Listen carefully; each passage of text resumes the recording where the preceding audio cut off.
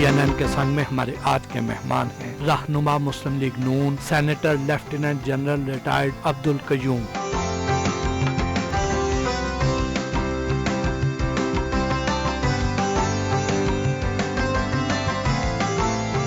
उनसे मुलाकात के लिए इस्लामाबाद में वाक़े उनकी रिहाइश गाह पहुंचे तो उन्होंने हमारा पुरतपाक इस्तकबाल किया।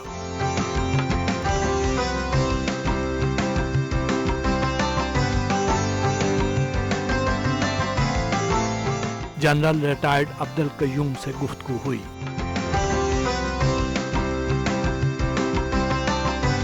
अस्सलाम वालेकुम सर। जी वालेकुम अस्सलाम भट्टी साहब, कैसे हैं आप? अल्हम्दुलिल्लाह बिल्कुल ठीक। फौज में शानदार कैरियर, बेहतरीन एडमिनिस्ट्रेटर और उस्ताद भी रहे, फिर सियासत में आने का फैसला क्यों किया? मैं समझता हूँ ये जो सियासत है ये भी एक बड़ा पाकीज़ा प्रोफेशन है। ऑनेस्टली अगर आप ये सही काम करें तो ये रियाजत और बंदगी से कम नहीं है। हमारे नबी करीम सल्लल्लाहु अलैहि वसल्लम ने भी पॉलिटिक्स की जब सुलह हुदैबिया साइन किया, उनको ये पता था कि ये हम किन से डील कर रहे हैं और हमें अभी क्या माहौल है, बाद में क्या करना है। उन्होंने डिप्लोमेसी भी की, पॉलिटिक्स भी की। फिर अगर ये पाकिस्तान वजूद में बिल्कुल ना आता, अगर कायद आज़म और अल्लामा इकबाल भी पॉलिटिक्स की तरफ न जाते, तो देयरफॉर आई टेल यू, मैं तो अर्ज करूँगा हमारे बहुत से फौजी लोग भी जो रिटायर होते हैं कि ज्वाइन दीज पार्टीज और पॉलिटिक्स में आएँ 2 साल गुजरने के बाद, जो आईनी आपका हक है। और भी जो अच्छे लोग हैं वो ज़रूर आएँ। आपके माजी की तरफ जाएं, बचपन कैसा? मैं एक मिलिट्री फैमिली का बंदा हूँ। मेरे जो ग्रैंड फादर हैं वो तो ज़मींदारी और किसान थे, लेकिन उनके भाई हमारे जो फैमिली हेड थे वो कैप्टन थे फर्स्ट वर्ल्ड वार में। My father was also in the army. 1927 में ज्वाइन किया एज ए सोल्जर, और वो फिर एस्टेब्लिशमेंट ऑफिसर के तौर पे वो सेकेंड वर्ल्ड वार में थे। और उसके बाद फिर मैंने ये ज्वाइन कर लिया इसको, फ़ौज को, और अल्लाह का करम है उसके आगे मैं चलता रहा। बचपन में खामोश तबा थे या शरारती? देखिए मैं बहुत शरारती भी नहीं था, लेकिन खामोश तबा भी नहीं था। गपशप लगाते थे, मजाक करते थे, टाट पे बैठ के पढ़ते थे स्कूल में, तख्ती और स्लेट वगैरह लिखना। और वो पानी का एक उन्होंने वो बनाया होता था, उसमें तख्तियाँ धोनी, और फिर जमात ख़त्म हुई तो एंड के ऊपर वो पहाड़े पढ़ाते थे, 1 दूनी दूनी 2 दूनी। देखे ना, ये तारीख़ का भी एक हिस्सा है। और फिर वहाँ हमने गांव में लोगों को देख के गुर्बत को बड़ी करीब से देखा, और सादगी को भी, और फैमिली सिस्टम को भी देखा। यानी ज़मींदार काम करेगा ना तो रोटियां तंदूर की बना के ऊपर थोड़ा सा मक्खन, थोड़ा अचार, कुछ चटनी, साथ लस्सी, उससे वो बाजरे की रोटी भी। गुड़ की चाय बनती थी ज़्यादा, 50s की मैं बात करता हूँ। चीनी वाज एन अय्याशी कि किसी के पास उसके चीनी की, उस पे गाने बने हुए थे, चीनी की चाह होवे, हिक्का प्याली चाह होवे। वो कहती ना, नाले पियाँ ते नाले हंसां ते नाले चाह ते नाले रसां। वो इस तरह के लोगों को बड़ा उस वक़्त शौक़ था। बचपन में मैं क्लास में, अल्लाह का ये करम था, वंदो में काने राजे वाली बात है, आई वॉज बेटर। डिबेट्स में मैं हिस्सा लेता था। 8वीं जमात तक मैं अपने गाँव में पढ़ा। मैं आपको गाँव भी दिखाऊँगा अपना। और उसके बाद फिर जब हाई स्कूल की बात आई तो फिर भी हमारे गांव से 5-7 किलोमीटर दूर हसोला गवर्नमेंट का हाई स्कूल था, तो हम पैदल जाते थे 5 किलोमीटर 6, वापस आते थे। सख्त सर्दी में कई दफ़ा सैचल उठाया होता तो हाथ भी वो कांपते थे। रास्ते में 3 बरसाती नाले थे, बारिश में वो प्रॉब्लम होता था, लेकिन टीचर अच्छे थे। But the teacher was concerned, और वो छुट्टियों में भी बिठा के पढ़ाते थे, और नो ट्यूशन। और रात को हम वो अमेरिकन लैंप होता था ना, आपने देखा हुआ होगा, वो लाइट के जी। वो जला के तो बस्ते के ऊपर वो रख के, तो नीचे कमरे में सत्थर डाल के, चूँकि कुछ दरी या कारपेट तो अमीर लोगों का काम था ना, तो वो मस्जिदों के अंदर भी अभी तो कारपेट एयर कंडीशन अलग अलग, उस वक़्त ये था, घास सूखा हुआ डाला, उस पर बैठे और उस पर जाके अपने स्लेट से वो लिखा, वो किया, और वो आते थे। तो ये बचपन। फिर मैं कॉलेज में चकवाल चला गया, फिर मैं हॉस्टल में था।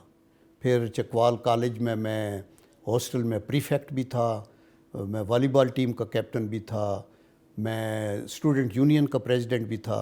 तो वो 4 साल मेरे 62 से 66 तक वो गुजरे, and it was good. Principal भी अच्छे थे।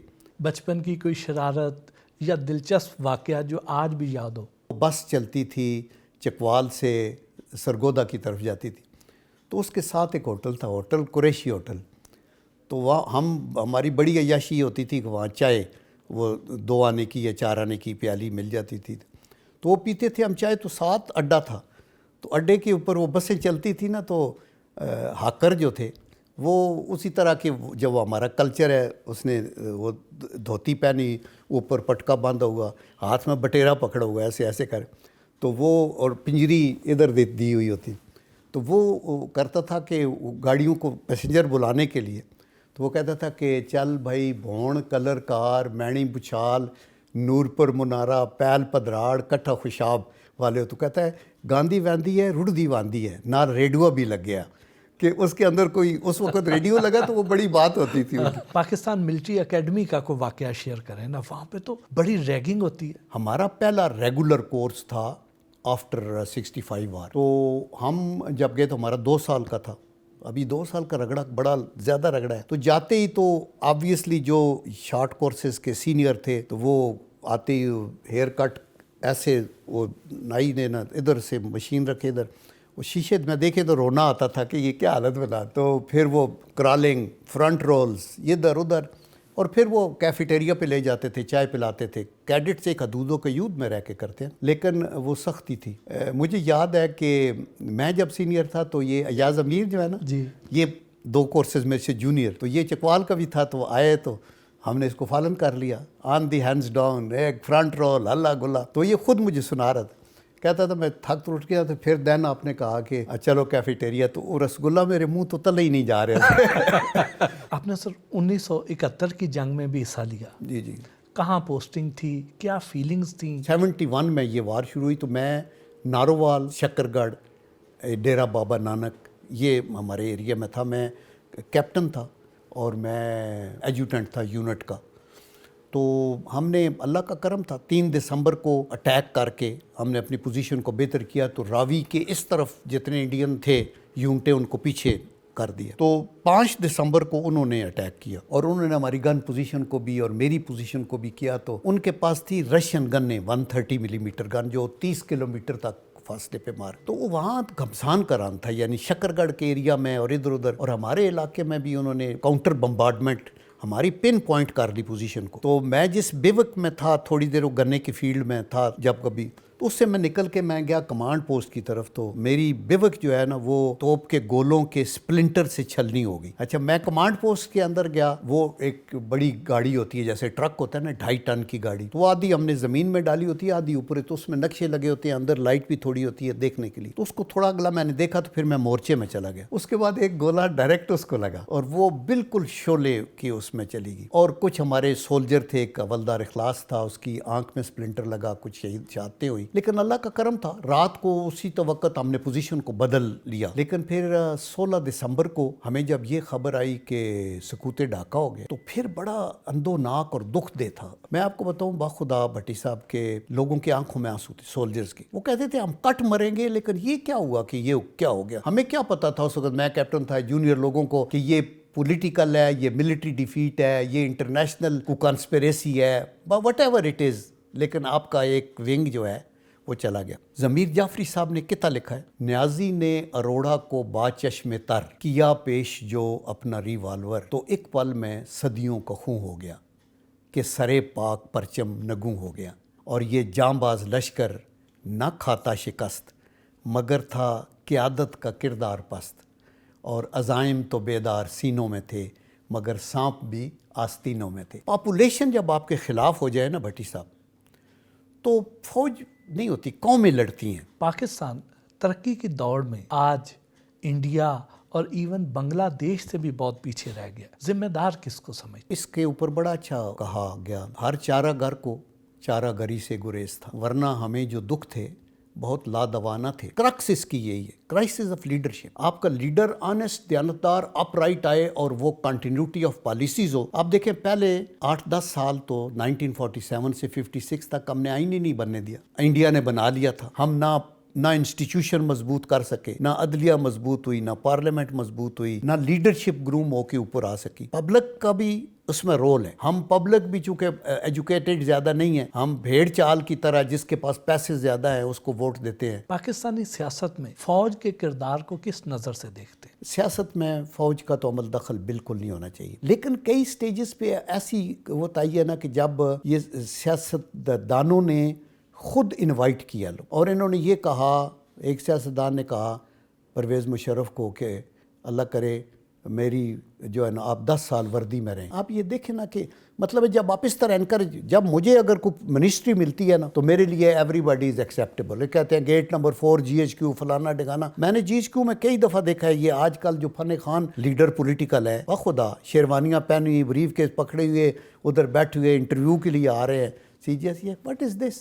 آپ اگر میرٹ پہ آنا ہے آپ آئیں. آپ سر بڑی کھری اور بے لاگ گفتگو کرتے ہیں. آج پاکستان معاشی طور پر جس نہج پر آ چکا ہے, آپ کیا سمجھتے ہیں کہ یہاں پہنچنے میں کس کا کیا کردار رہا ہے؟ پچھلے 70-75 سالوں کے اندر یہ جو آدھا تیتر آدھا بٹیر یا رولر کوسٹر والی فوج آئی, سول آئی, فوج آئی, اس کی وجہ سے ملک کو نقصان ہوا تھا, جس کی وجہ سے ہم قرضوں پہ ڈیپینڈ کرتے رہے اور قرضے لیتے رہے. عمران خان صاحب جو ریاست مدینہ بنا رہے تھے تو کیا آپ کو بنتی نظر آ رہی تھی وہ؟ دیکھیں نا, ایک ارادہ تو اچھا تھا. میں یہ سمجھتا ہوں کہ اگر ان کا یہ ذہن میں تھا کہ ایسے ہو, سوچ ان کی اچھی ہے. عمران خان صاحب کا مسئلہ یہ ہے نا کہ ہی ٹاکس آئیڈیل تھنگس, وہ گفتار کے غازی ہیں. جو آگے کردار تھے ایک الگ بات ہے, وہ اللہ کی ذات جانتی ہے, لیکن وہ کہتے ہیں نا عمل سے زندگی بنتی ہے جنت بھی جانب. آپ نے جب تک آپ ڈیلیور نہ کریں آپ اس وقت تک, اور نام نہ لیں, پیغمبروں کے بھی نام لے رہے ہیں, وہ بھی لے رہے ہیں, کام وہ نہیں کر رہے آپ. سر پاکستان کی جو موجودہ معاشی صورتحال ہے, اس کنڈیشنز میں مفتاح اسماعیل صاحب اور اسحاق ڈار صاحب کے جو ایک دوسرے پر الزامات ہیں, ان سے مسلم لیگ نون کا بطور ایک تجربہ کار سیاسی جماعت کے امیج متاثر نہیں ہو رہا؟ چونکہ میں دونوں کو بہت اچھا جانتا ہوں. مفتاح اسماعیل ایک بڑا ایک پروفیشنل بندہ ہے, بڑا ایک اچھا انسان ہے, and he is a very good business man, technocrat ہے, PhD ہے, اکنامکس اس کا سبجیکٹ ہے, لیکن وہ پالیٹیشین نہیں ہے. ٹھیک ہے نا, ان کی وہ تو انہوں نے اپنے طور پہ جو کر رہے تھے وہ اخلاص سے اور بہت اچھا کر رہے تھے. جہاں تک اسحاق ڈار صاحب کا تعلق ہے, پچھلے ہماری حکومت میں 6 بجٹ تھے نا, ان میں سے 5 بجٹ انہوں نے پیش کی, اور آؤٹ اسٹینڈنگ سینٹ میں ہمارے ساتھ سینیٹر تھے, اور وہ ہر مسئلے کو حل کرنے میں بہترین کردار ادا کرنے والے, اس لیے کہ وہ ٹیکنوکریٹ ہی نہیں ہے, وہ ایک سیاستدان بھی ہے, اور اللہ تعالیٰ نے ان کے اندر بڑا ٹھہراؤ دیا ہوا ہے. ان کا انٹرنیشنل ایکسپیرینس بھی ہے, وہ لیبیا میں بھی انہوں نے کام کیا ہے, وہ لندن میں بھی ایک فارم میں ڈائریکٹر تھے, اور یہ انٹرنیشنل اداروں سے ان کا تو ان کے ذہن میں یہ تھا کہ ہم ان سے بات منوا لیں گے. شہباز شریف صاحب کہتے تھے کہ مجھے حکومت ملی تو میں 6 مہینے میں حالات ٹھیک کر دوں گا, لیکن اب تو 9 مہینے گزر گئے ہیں اور حالات بھی پہلے سے کہیں زیادہ خراب ہو گئے. شہباز شریف صاحب ایک اکانومسٹ تو نہیں ہے نا, وہ تو یہی سمجھتے ہیں کہ دیانتداری سے کام ہوگا, اور شہباز شریف ایک لیڈر ہے آزمودہ جو کہ ڈیلیور کرنے والے ہیں. آپ نے شاہد خاقان عباسی صاحب کی بات کی, وہ تو آج کل آپ سے روٹھے نظر آتے ہیں. جی دیکھیں, شاہد خاقان عباسی ایک بڑے ڈگنیفائڈ پالیٹیشین ہے, ویری ان کی بڑے پروقار اور اسٹریٹ بات کرنے والا انسان ہے. تو ان کا شاید پارٹی کے اندر کوئی ڈیفرنٹ ویو ہو, مجھے یہ نہیں پتا کہ کیا ہے, لیکن وہ روٹے ہوئے نہیں ہیں. وہ انہوں نے کئی دفعہ کہا کہ میں پارٹی سے گیا تو میں سیدھا گھر جاؤں گا, نمبر 1. نمبر 2, وہ کہہ رہے ہیں کہ وہ اس سسٹم کی بات کر رہے ہیں کہ یہ ابھی ایسے چلنے والا نہیں ہے, اینڈ آئی فیل کہ وہ ٹھیک کہہ رہے ہیں.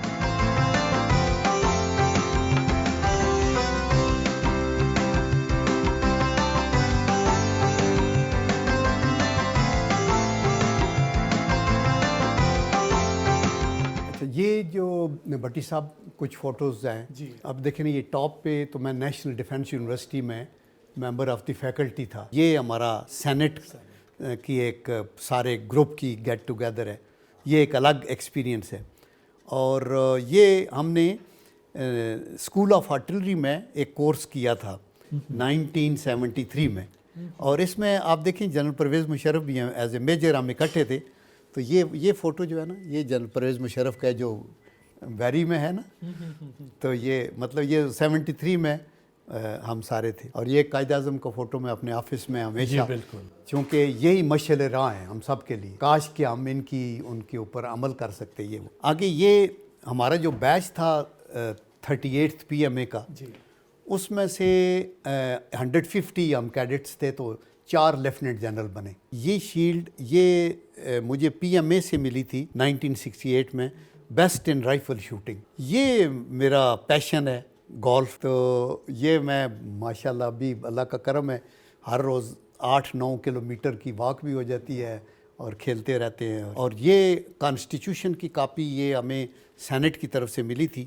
ادروائز تو کانسٹیٹیوشن کی بکس میں نے ادھر رکھی ہوئی ہیں یہ جو ہے نا, تاکہ جب بھی آپ کو وہ, چونکہ یہی آپ کی کتاب ہے جس کے مطابق آپ نے وہ چلنا ہے. یہ جو اسلام ان پرسپیکٹیو ہے, یہ میں سعودی عربیہ میں 1985 میں تھا, تو وہاں عرب نیوز میں ایک کالم آتا تھا اسلام ان پرسپیکٹیو. تو بڑے جو renowned scholars of the Arab world ہے نا, عادل صلاحی, سید قطب وغیرہ, ان کے جوابات ہوتے تھے ڈے ٹو ڈے لائف میں جو کویسچنز لوگ پوچھتے تھے, وہ اس میں آتا تھا. تو ہم نے اس کو کمپائل کیا. تو یہ کمپائلیشن ہے, یہ مجید نظامی صاحب کے ٹائم پہ میں نے وہ آپ کو بتایا تھا نا, تو اس کے اوپر ایک تو ڈاکٹر ایکیو خان صاحب کا یہ انہوں نے لکھا تھا, اور اس طرف یہ جو تھا اس طرف مجید نظامی صاحب. ابھی لیٹسٹ میں کالم لکھتا رہا انگلش کے, یہ دی نیوز انٹرنیشنل میں اور لنڈن نیشن کے اندر, اور ان کالم کے تقریباً یہ جو ہے نا 25 کالم, اس کو میں نے اکٹھا کیا, اور یہ لرننگ فرام ہسٹری ایک کتاب, یہ میں آپ کو پریزنٹ بھی کر رہا ہوں. بہت بہت شکریہ. اوکے.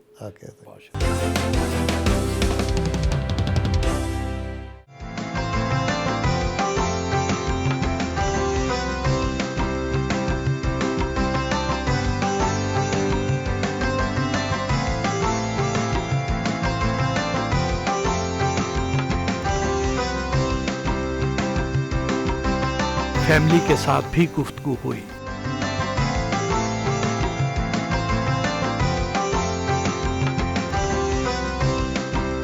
مدیہ, جنرل صاحب گھر میں ایک جنرل ہیں یا باپ ہیں؟ باپ ہیں, اور اس سے بھی زیادہ کہ ایک اچھے انسان ہیں. گھر پہ آرڈر کس کا چلتا ہے, جنرل صاحب کا؟ آرڈر ان کا ہی چلتا ہے, اور انہی کا چلنا بھی چاہیے, ظاہر ہے گھر کے بڑے ہیں, بزرگ ہیں, رحمت ہے ہمارے لیے. کبھی میاں سے انبن ہو جائے تو جنرل صاحب سے شکایت کرتی ہیں؟ جی, یہ سمجھتے ہیں انہی سے ہی کرنی ہے, اور کس سے کرنی ہے. اور میرا ساتھ ہمیشہ بیٹی کے ساتھ ہوتا ہے. اچھا, کیا نام ہے آپ کا؟ پریشر. کون سی کلاس میں پڑھتی ہیں؟ گریڈ 2. گریڈ 2 میں. کیا نام ہے آپ کا؟ المیر. کس کلاس میں پڑھتے ہیں؟ نرسری. گھر کے کاموں میں بھی ہاتھ بٹاتے ہیں جنرل صاحب؟ جی, یہ تو جب بھی کچن میں بھی جاتے ہیں, روز خود دیکھتے ہیں, جب ناشتہ بن رہا ہوتا ہے کہ خود بھی جاتے ہیں, ہر چیز کو دیکھتے ہیں. گروسری وغیرہ میں بھی ہیلپ کرتے ہیں؟ گروسری میں بھی یہی سارا کچھ ساتھ جا کے, گروسری بھی کرنی ہو جو مہینے کی آتی ہے, جو بھی خود ساتھ جاتے ہیں کہ لسٹ بنائیں, چل کے لے آتے ہیں. لسٹ بنا کے خود اتوار بازار میں ان کے ساتھ کئی دفعہ جاتا ہوں, کئی دفعہ خود جاتا ہوں. اگلے دن وہ میرا لڑکا ادھر ہے, تو ہم گوشت لینے گئے کسائی کی دکان پہ, تو وہ مجھے پہچان گیا کہ ٹی وی پہ آتے ہیں آپ جنرل قیوم میں. میں کہ جیسے تو سر مہربانی ایک کر, میں کہ کیا, ہم نے سر سیلفی لینی ہے, فوٹو لینا ہے. تو وہ مطلب ہے کہ اس پہ مزہ آتا ہے, آپ خود جائیں اپنا کام کریں, اور اس کے اوپر تو اللہ کا یہ کرم ہے. میں گھر پہ بھی ادھر اپنا میں خود بنا لیتا ہوں, اپنی چائے کافی ناشتہ بھی تیار کر سکتا ہوں. ایسے تو مطلب ان چیزوں میں تو آپ جو اپنے ہاتھ سے کرتے ہیں اچھا ہے. آپ تو بڑے سادے سے جنرل ہیں, نہیں تو جرنیلوں کے پاس تو فوج ہوتی ہے پوری کام کرنے کے لیے, وہ خود بھی نہیں جاتے ہیں, ان کے ملازمین جاتے ہیں, جا کے گروسری کر کے جاتے ہیں, پھل اور گوشت لینے کے لیے.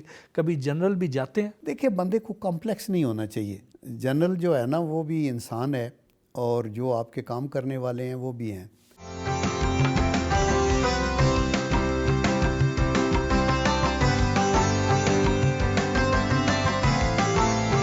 چکوال میں واقع اپنے آبائی گاؤں پادشاہان روانہ ہوئے.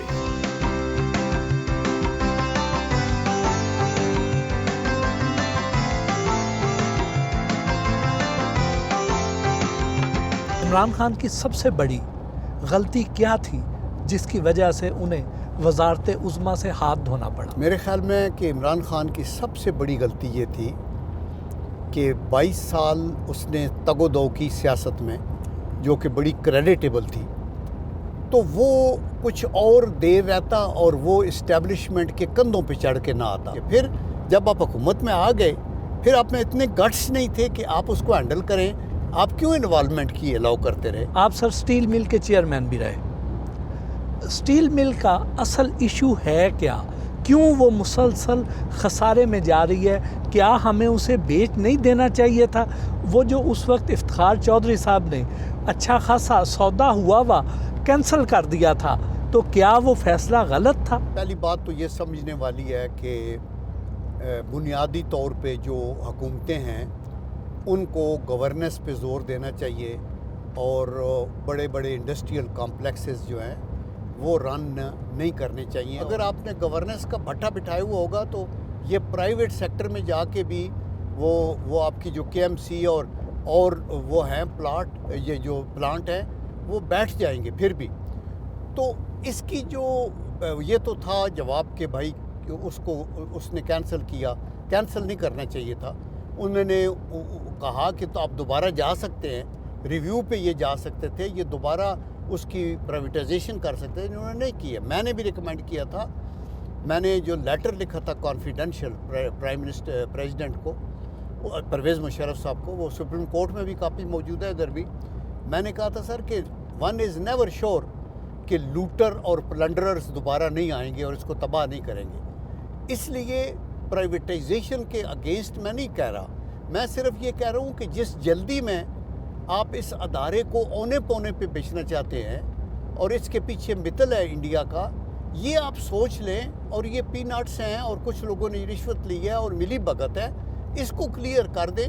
اور دوسری بات میں نے یہ کہی تھی کہ دنیا میں اگر چین نے ترقی کی ہے نا تو پبلک سیکٹر میں ادارے چل سکتے ہیں. ایسی بات نہیں ہے، کوئی ضروری نہیں کہ 100% آپ ہر چیز بیچ کے بیٹھ جائیں. اگر ادارہ پولیٹیسائز ہو رہا ہے، اگر وہاں کرپشن ہے، اگر وہاں مین پاور آپ اپنی مرضی کی لگا رہے ہیں، اگر وہاں سے آپ پیسے کھا رہے ہیں تو کوئی ادارہ بھی نہیں کل چل سکتا. میں نے چلائی 3 سال، 8-10 ارب روپے کے نقصان میں تھی. پہلے وہ سارے قرضے اتارے، 2.5 ارب روپیہ ہم نے برج فائنانسنگ کا بھی بینک کو دینا تھا جب میں گیا، وہ اتارا. اس کے بعد ہم نے 10 بلین سیلز ٹیکس جمع کرایا، تقریباً 18 بلین گراس پروفٹ کمایا، جس میں سے 6 بلین گورنمنٹ کو انکم ٹیکس دیا. ایک پائی کسی کے نہیں دینی تھی. اور میں جب چھوڑ کے آیا تو 6 ارب روپے کے خام مال، 6 ارب روپے کے فنش پروڈکٹس بھٹی صاحب، اور 10 ارب روپے کی سیونگ بینک میں چھوڑ کے آیا. جب آپ سٹیل مل کے چیئرمین تھے اور آپ بڑے سخت فیصلے کر رہے تھے، اس وقت آپ پر دباؤ بھی تو بہت آتے ہوں گے اور رشوت کی آفرز بھی تو بہت آتی ہوں گی. مجھے جب یہ پرائیویٹائز بھی ہو رہی تھی تو بیرونی ملکوں سے بھی لوگ آفر کرتے تھے کہ آپ بتائیں، آپ اپنا اکاؤنٹ نمبر دیں، ہم انٹرسٹڈ ہیں اس کی پرائیویٹائزیشن میں وہ کرنے کے لیے، یا ہم اس کی ایکسپینشن میں انٹرسٹڈ ہیں. تو وہ ہے. اور یہ میں خدا کی ذات جانتی ہے کہ میں نے پوائنٹ بلینک کئی ملکوں میں جا کے تو ان کو میں نے بتایا کہ اگر آپ کا ملک آپ پہ ٹرسٹ کرے اور آپ کے ذمے ایک اتنا بڑا ادارہ لگا دے اور آپ اپنے باہر جا کے اپنے حقوق کو بیچ دیں اور ملک کے ساتھ غداری کریں تو کیا وہ کریں گے؟ پاکستان میں اب تک کوئی بھی وزیر اعظم اپنی مدت پوری نہیں کر سکا، کیا وجہ ہے؟ حکومتیں اس لیے جاتی رہیں کہ مارشل لا لگتے رہے اور ہم توڑتے رہے. اور میرے خیال میں 5 سال تو کم از کم ان کو پورے کرنے چاہیے تھے، بلکہ دوسری دفعہ الیکٹ ہو کے 10 سال کرنے چاہیے تھے، وہ زیادہ بہتر رہتا. تو اس کی وجہ یہی ہے کہ اس میں آرمی کی انٹرفیرنس ہوتی رہی. اور ان سے بات کریں تو وہ کہتے ہیں کہ نہیں یہ خود کرپشن میں انوالو تھے، لیکن وہ کوئی میرے خیال ہے ایکسکیوز نہیں ہے. کرپشن میں انوالو ہوں تو عدلیہ مؤثر ہو، احتساب کا نظام مؤثر ہو، پکڑ مؤثر ہو، تاکہ آئندہ کوئی نہ اس طرح کرے. آرمی کی انوالومنٹ کسی لحاظ سے بھی ڈیفینڈیبل نہیں ہے.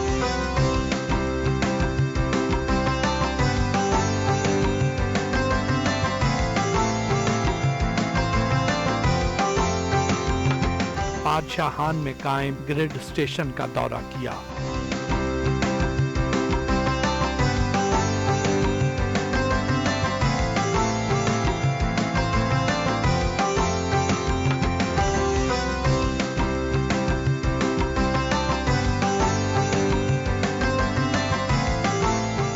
لیٹ 90s میں 94-95 کے اندر یہ گریڈ اسٹیشن بنا. تو ابھی یہ یاسر ادھر شفٹ انچارج ہیں. یاسر کچھ اور بتانا چاہتے ہو تو جنرل صاحب کے ایفرٹ کی وجہ سے یہ گریڈ اسٹیشن یہاں پہ جو ہے نا اپرووڈ ہوا. تو یہ جگہ وغیرہ جنرل صاحب نے ساری اپروو کروائی. تو گریڈ اسٹیشن یہاں پہ یہ ہے کہ ہم جو ہے نا سراؤنڈنگ تقریباً 100 کلومیٹر ہم اس کو جو ہے نا سپلائی دے رہے ہیں. 80 تقریباً راؤنڈ اباؤٹ 80,000 جو ہے نا کنزیومر ہمارے پاس ہے. ہم ان کو جو ہے نا وہ فیڈ کر رہے ہیں.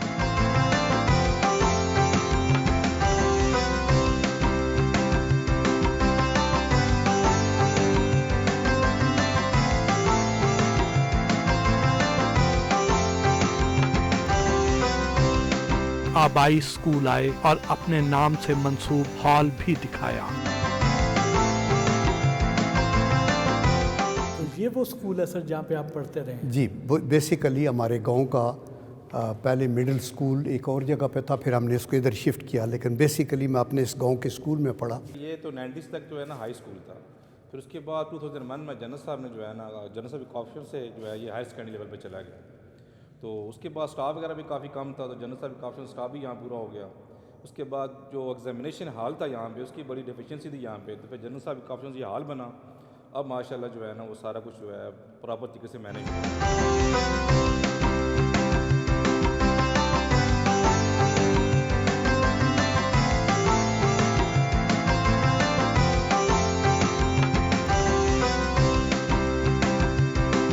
گاؤں میں موجود رابطہ سینٹر آئے جہاں ووٹرز اور سپورٹرز نے استقبال کیا.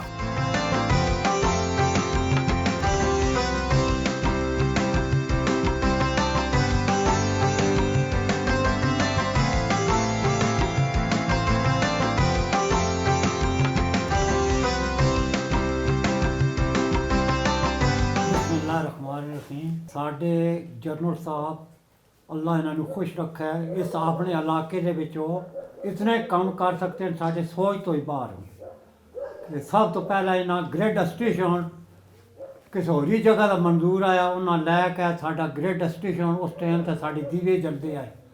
ਤੇ ਹੁਣ ਫਿਲਹਾਲ ਸਾਡੇ ਤੋਂ ਉਹ ਟਾਈਮ ਆ ਗਿਆ ਕਿ ਸਾਡੇ ਬੱਚੇ ਜਿਹੜੇ ਗ੍ਰਿਡ ਸਟੇਸ਼ਨ ਬਿਲਕੁਲ ਸਾਡੇ ਨਜ਼ਦੀਕ ਹੈ. ਸਾਡੇ ਕੋਲ ਫੈਕਟਰੀਆਂ ਲੱਗ ਗਈਆਂ اور ساڑھے بچے جڑے باعزت بالکل آرام نال پڑھ سکتے ہیں. جنرل صاحب نے انہوں نے مقابلے بندے کو پہچان واسطے اتنے انٹرنیشنل ٹیلی فون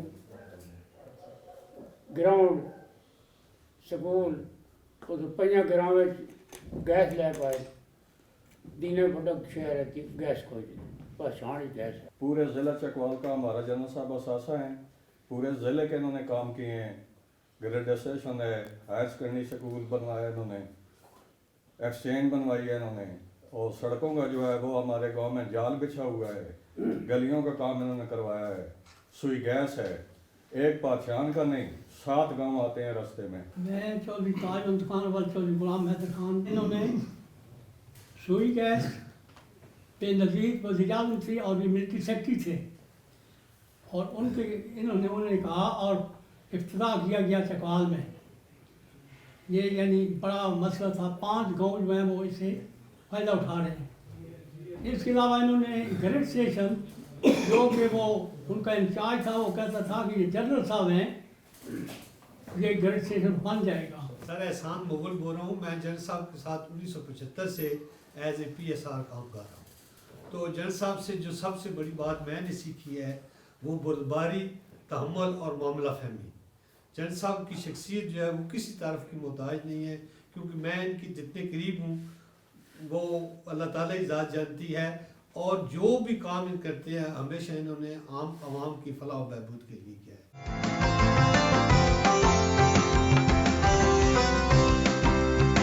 جنرل ریٹائرڈ عبدالقیوم سے گفتگو کا سلسلہ جاری رہا.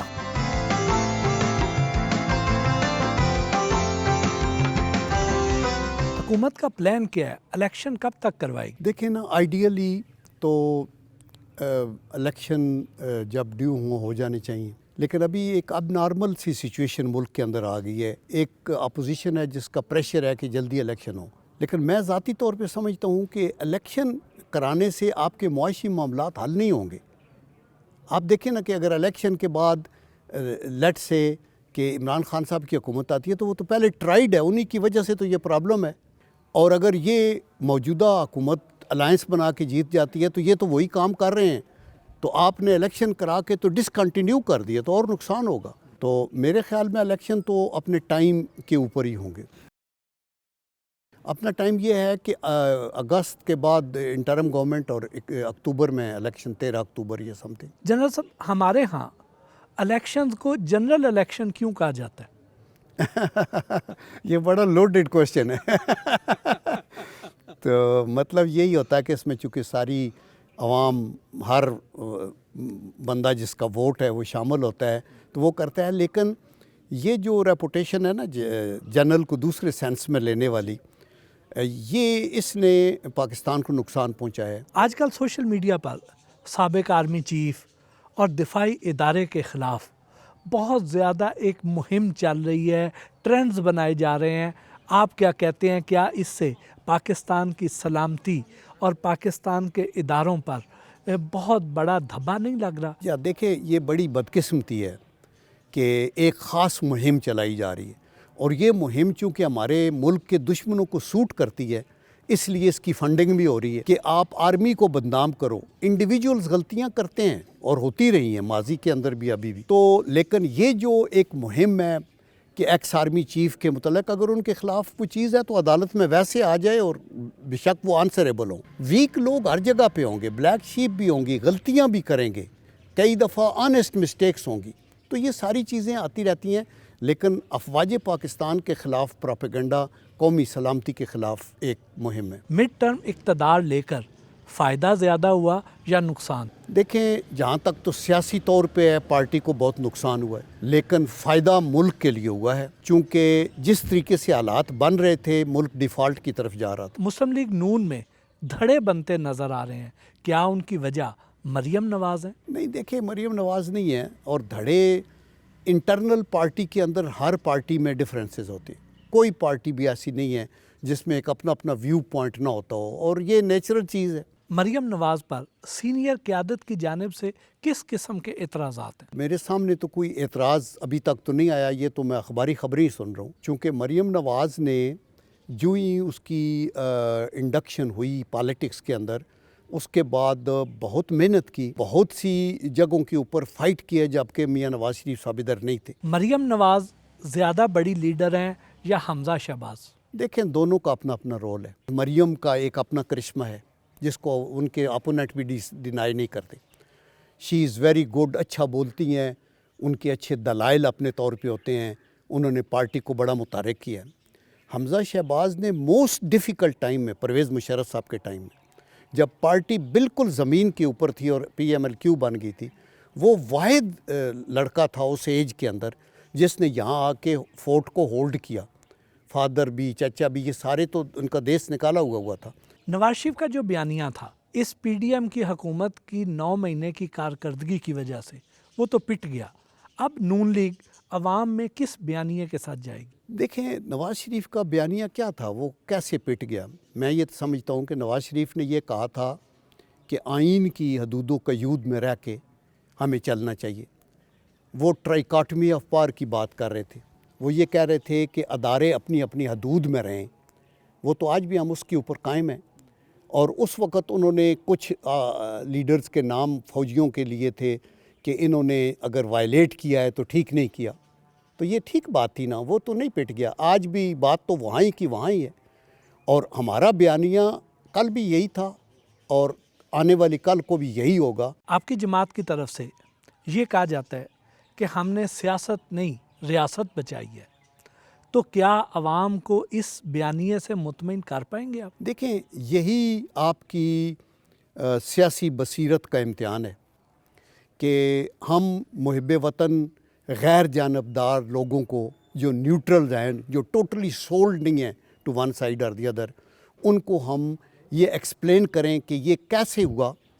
یہ جو سارا ملک کے اندر جو افراتفری اور پولرائزیشن اور اکنامک ڈیزاسٹر ہوا ہے, یہ اسی وجہ سے ہوا ہے کہ نواز شریف کی حکومت کو ہم نے راتوں رات نکال کے ایک اگلے دن نواز شریف ہی کہہ رہے تھے کہ کچھ لوگوں نے پاکستان کو اپنی شخصیت کے ارد گرد گھمایا ہے. تو اگر آپ پاکستان کو اس طرح گھمانے کی کوشش کریں گے تو پھر یہ ایک تو آئین بنا ہوا ہے نا، اس آئین کے مطابق چلنا ہے.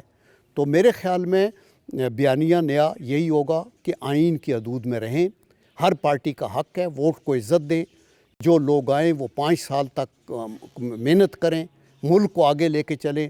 اپوزیشن ضرور اپوزیشن کرے لیکن پارلیمنٹ کے فلور کے اوپر بیٹھ کے کرے. میڈیا والے پولرائز نہ ہوں، اپنی اپنی طرف نہ کھینچیں، اور اس کے اندر اور دیانتداری سے کریکٹر اسیسینیشن نہ ہو. احتساب کا نظام بہتر ہو، ریفارمز کریں، لیگل ریفارمز ہوں، ایگریکلچر ریفارمز ہوں، صنعتی آپ کا انقلاب آنا چاہیے. تو یہ چیزیں ہیں جس کے اوپر کام انشاءاللہ چلے گا، اور یہی ہمارا بیانیہ. ایک قومی حکومت کی بازگشت سنائی دے رہی ہے جس میں ساری پارٹیوں سے جو ڈیلیورر ہیں وہ اکٹھے کر ایک نئی حکومت بنانے کا پلان سنائی دے رہا ہے. تو کیا آپ بھی کسی ایسے سیٹ اپ کا حصہ بنیں گے؟ دیکھیں، یہ جو بات ہم کرتے ہیں نا قومی حکومت، اس میں مختلف لوگ تو اکٹھے کیے جا سکتے ہیں. ٹیکنوکریٹس تو ویسے ہر سیاسی حکومت کے اندر بھی رہتے ہیں. یہ ٹیکنوکریٹ ہی ہیں جنہوں نے کئی بٹھا بٹھایا ہوئے ویسے بھی. لیکن اچھے لوگ ڈیلیورر کو اکٹھا کر کے حکومت بنائی جا سکتی ہے، لیکن ان سے زیادہ امپارٹنٹ ان کے اوپر لیڈر کون ہے. It is at the end of the day the top man, the leader that matters, جو ان کو جل کر کے ان کو آگے چلائے. ادروائز آپ بندے چن لیں سندھ سے، بلوچستان سے، اچھے ادھر سیاستدان، اس کو ویژن اور گائیڈ دینے والا اوپر ایک ٹاورنگ لیڈر نہ ہو تو مسائل رہیں گے، بیکاز پھر وہ اپنی اپنی اس دنیا میں گھومتے رہیں گے. کیا شاہد خاقان عباسی، مفتاح اسماعیل اور مشاہد حسین سید آپ کو مسلم لیگ نون میں رہتے ہوئے نظر آتے ہیں؟ یا میرے تو خیال میں مسلم لیگ میں وہ رہیں گے، بیکاز یہ سارے بڑے آنریبل نام ہیں. شاہد خاقان عباسی نے آؤٹ اسٹینڈنگ پرفارمنس دی as a prime minister 1 year. میں ان کے ساتھ ان ٹچ بھی رہا، مبارک بھی ان کو دی. وہ اپنے گھر میں رہے اور صبح سے لے کے شام تک کام کیا، جیسے ابھی شہباز شریف صاحب کام کر رہے ہیں. ان کے اوپر بھی بڑے پریشر تھے، چونکہ باہر سے عمران خان صاحب امپیشنٹ ہو رہے تھے کہ میں کب حکومت میں آؤں. 2014 سے دھرنے شروع کیے ہوئے تھے، فیض آباد چوک کو روکو، اس کو روکو، اس کو روکو، کسی طریقے سے یہ نکل جائیں. اور آپ نے دیکھا کیا ہوتا رہا ہے. تو اسی طرح جو مفتاح اسماعیل کا ایک اور رول ہے، وہ زیادہ پولیٹیکل نہیں ہے، وہ ہمارا ایک ایسیٹ ہے، بیکاز ان کا ایک برین ہے، وہ بڑا کام کر سکتے ہیں. مشاہد حسین سید صاحب کا بھی واسٹ ایکسپیرینس ہے، انفارمیشن کا بھی ہے. He is best suited foreign affairs کے حساب سے بھی بہت اچھے ہیں، اور یہ کام کرنے والے بندے ہیں. یہ جو عمران خان صاحب نے دونوں صوبوں کی اسمبلیاں توڑ دی، قومی اسمبلی سے بھی استعفے دے دیے، ان کے اس عمل کو آپ کس نظر سے دیکھ؟ میرے خیال میں یہ سوئسائڈل تھا. عمران خان صاحب کو پہلی بات تو یہ ہے کہ اگر نو کانفیڈنس ہوا تھا تو وہ اس کو ایک آئینی سٹیپ کہہ کے اس کو ویلکم کرتے کہ میرے اتحادی مجھے چھوڑ گئے ہیں، وٹ ایور دی ریزن، تو بہرحال ان کی مرضی ہے، میں اپوزیشن میں بیٹھوں. نمبر 2 مسٹیک کی انہوں نے کہ وہ اسمبلی سے باہر آ گئے. اگر وہ بیٹھتے تو گورنمنٹ کو ٹف ٹائم دیتے، وہاں بتاتے، لوگوں کے ساتھ ملتے. نمبر 3 پھر انہوں نے ڈوم اور گلوم کا سیناریو پیش کیا اور باہر سے آ کے کہا ہم چڑھائی کرنے والے ہیں، قتل و غارت ہو جائے گی، یہ ہوگا، وہ بھی ٹھس ہو گیا. پھر انہوں نے اسمبلیاں توڑیں، پھر ان کی حکومت تو وہاں سے بھی چلی گئی. تو میرے خیال میں ایک سیاستدان کو ان ٹچ رہنا چاہیے، آپ کے ورکنگ ریلیشن اپوزیشن سے ضرور ہونے چاہیے.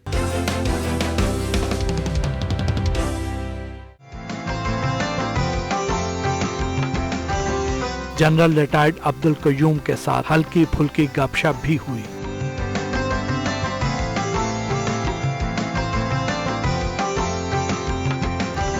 سر اب تھوڑے ہلکے پھلکے سوال ہو جائیں. کبھی محبت بھی ہوئی؟ دیکھیے، شیورلی جب آپ ینگ ایج میں ہوتے ہیں تو آپ کی کچھ فیلنگز ہوتی ہیں، آپ کے اپنے ریلیشنز میں بھی یہ وہ. تو آئی ڈیڈ ایکسپیرینس، لیکن میری جو میرج ہوئی ہے وہ ارینجڈ میرج تھی پیرنٹس کی وجہ سے. بچپن میں کس کے زیادہ قریب تھے، والد صاحب سے یا والدہ سے؟ دیکھیے، انفارچونیٹلی میں جب 10-11 سال کا تھا تو میری مدر کی ڈیتھ ہو گئی. تو فادر جو تھے وہ ویسے بھی جیسے پرانا گھر کا سٹائل ہوتا ہے نا، ڈومینیٹنگ ہوتے ہیں. جب گھر میں آئیں تو کوئی بچہ بولتا نہیں ہے، یہ وہ. پھر صبح وہ تہجد بھی پڑھتے تھے، نماز، اور اگر آئیں تو ہم سوئے ہوئے ہوں تو پھر بھی تھوڑی اور پھر یہ تھا کہ فادر جو تھے وہ انگلش ان کی بہت اچھی تھی اور لوگ ان کے پاس ٹیوشن بھی پڑھنے آتے تھے انگلش کی، ایون بی اے اور ایف اے کی کلاسز کے. 92 ایئرز کی ایج میں ان کی ڈیتھ ہوئی نا. تو مجھے یہ سعادت حاصل تھی کہ وہ میرے پاس ہی رہے، اور لاسٹ 15 ایئرز تو وہ بیڈ ریڈن تھے آرتھرائٹس کی وجہ سے. تو اللہ کا یہ کرم تھا، میں پی ایف کا چیئرمین تھا، تو وہ ہمارے لیے وہ کونا ایک رحمت کا کونا ہوتا تھا جس میں ابا جی ہوتے تھے. تو ان کو میرا ہوتا تھا، مجھے نہیں پتہ ہوتا تھا میری کون سی رپورٹ کدھر سے ہے، ان کو پتہ ہوتا تھا فلاں جگہ آپ گئے تو فلاں کیا تھا. کس سیاستدان کی آئیڈیالوجی سے سب سے زیادہ متاثر ہے؟ دیکھیں میں تو بنیادی طور پہ قائد اعظم کی آئیڈیالوجی سے ہی متاثر ہوں. آپ بے نظیر کا ایک اپنا رول تھا، اللہ انہیں کرم کرے، بخشش کرے. میاں نواز شریف صاحب کی طبیعت میں ایک ٹھہراؤ ہے، ایک بہت وہ کم گو ہیں. پرویز مشرف صاحب ایک فرینڈ بھی تھے، کولیگ بھی تھے، ان کے ساتھ بھی بڑا اچھا ٹائم گزرا. سوشل میڈیا پر کتنے ایکٹیو ہیں؟ میرا ٹویٹر بھی ہے، میرا یوٹیوب کا چینل بھی ہے عبدالقیوم آفیشیل، اور فیس بک پہ بھی میں کچھ چیزیں چڑھا دیتا ہوں. میرے اپنے براڈ کاسٹ لسٹ ہیں. کامیابیوں کا کریڈٹ کس کو دیتے ہیں؟ کامیابیوں کا کریڈٹ ایک تو اللہ کی ذات ہے جو غفور الرحیم ہے، اور سب ہم انسان اسی کے ہیں. میرے جیسے نالائق بندے کو اپرچونٹیز ملی اور میں ادھر پہنچ گیا، میں کوئی آؤٹ اسٹینڈنگ نہیں ہوں. اور دوسرا کریڈٹ ہے ماں باپ کی دعائیں. اللہ تعالیٰ آپ کی نیتوں کے، آپ کے اندر کے بھید جانتا ہے. میوزک سنتے ہیں؟ میوزک میں سنتا ہوں، اور میوزک میں مجھے چیز اچھی ہے وہ جو ڈانس وانس ہیں یا اوریانی ہے اس کو قطع نظر میں شاعر کی شاعری دیکھتا ہوں. فلمیں بھی دیکھتے ہوں گے؟ دیکھیں that has been my weak area کہ میں انفارچونیٹلی اتنا اسٹیمنا نہیں ہوتا کہ کسی فلم میں پورا بیٹھوں یا کوئی ڈرامہ، چونکہ مجھے پتہ ہوتا ہے یہ فکشن ہے، یہ ایکٹنگ ہے. کتابیں کس قسم کی پڑھتے ہیں؟ کتابیں ابھی بھی میرے ٹیبل پہ ایک تو پڑھی ہے لیڈرز، یہ ہے پریزیڈنٹ نکسن کی لکھی ہوئی، اور ایک ہے ہنری کیسنجر کی کتاب، وہ بھی لیڈرشپ پہ ہے. پاکستان کے علاوہ کون سا ملک پسند ہے؟ دیکھیں میں نے کوئی 74-75 کنٹریز میں گیا ہوں، تقریباً سارے کانٹیننٹس میں گیا ہوں.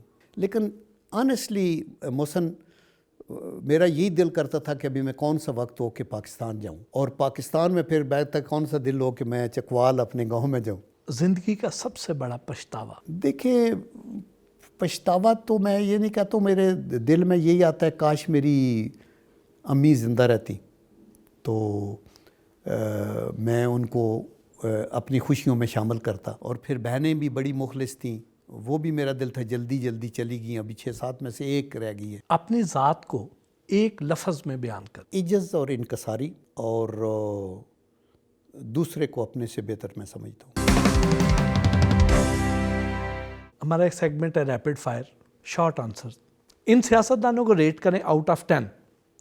عمران خان. عمران خان کو سیاست کا تو نہیں پتہ، لیکن he wants to help the country, اور اس کی وقت میں 5 نمبر دے دوں گا. شہباز شریف کو کتنے دیں گے؟ شہباز شریف صاحب کو آپ 7 نمبر کر لیں.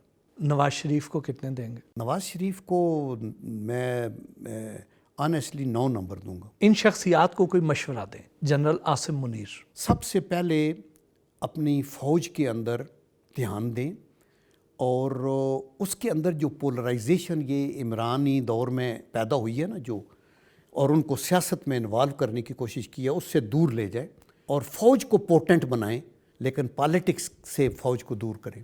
جنرل قمر جاوید باجوہ. جنرل قمر جاوید باجوہ کا بھی میں بہت احترام کرتا ہوں، لیکن مجھے دکھ سے یہ کہنا پڑتا ہے کہ جو نواز شریف کی حکومت کو ہٹانے میں انہوں نے کردار ادا کیا ہے اس کا بہت نقصان ہوا ہے. تو عمران خان جو ہے قمر باجوہ، بس وہ اللہ سے توبہ کریں.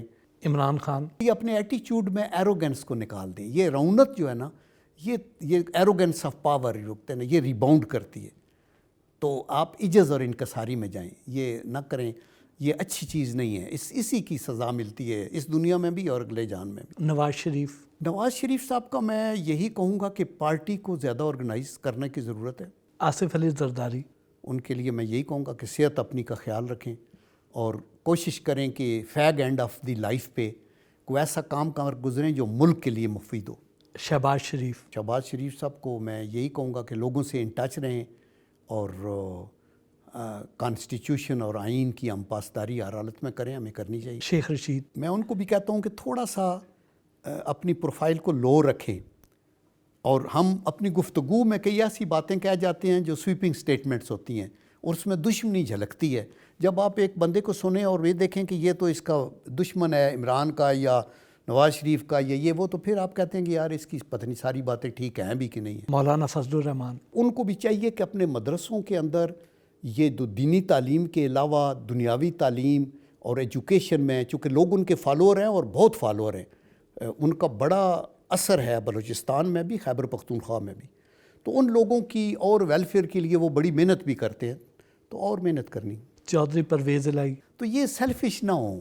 اگر آپ نے آئین کی پاسداری اور جمہوریت کی مضبوطی کی بات کرنی ہے نا، تو خدا کے لیے اپ رائٹ رہیں. چودھری شجاعت حسین کوئی رہ گیا سیاستدان آخری اچھا، چودھری شجاعت بھی بہت وہ وائز ہیں اور وہ اچھی صلاح دیتے ہیں، تو ابھی ان کو اللہ تعالیٰ صحت عطا کرے. نواز شریف، آصف علی زرداری اور عمران خان میں سے کس کو زیادہ بڑا سیاستدان سمجھتے ہیں؟ نواز شریف ہی ایک ایسا تجربہ کار ہے کہ اس کے اندر ویژن بھی ہے اور کام کرانے کی صلاحیت بھی ہے اور پذیرائی بھی ہے، اور یہی چیزیں ہوتی ہیں. بہت بہت شکریہ سر، آپ کے ساتھ سارا دن گزارا، بہت کچھ سیکھنے کا موقع ملا، بہت اچھا لگا. Thank you very much. میں بھی بہت مشکور ہوں.